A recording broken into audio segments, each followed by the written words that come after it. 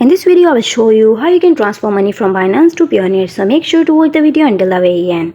First of all, start by opening your Binance application. Then you just need to go to for the P2P payment, and then just need to make sure you have any of these coins available so that you can sell them to your particular amount, and that amount will be going to be into your bank transfer. Now remember that in the payment section, if I search for Payoneer, as you can see, there is no such an option. So what you need to do is simply either sell your coin, or the next easy step is you just need to click on the withdraw button, select your USDT, and if you don't have USDT, make sure to convert it. It's a basic process.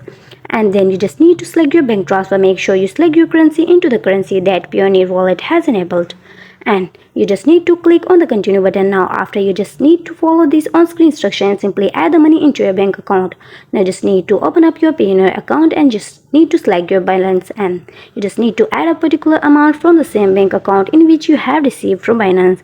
So that's the only way how you can transfer your money from Binance to Payoneer, and that's it, you are done.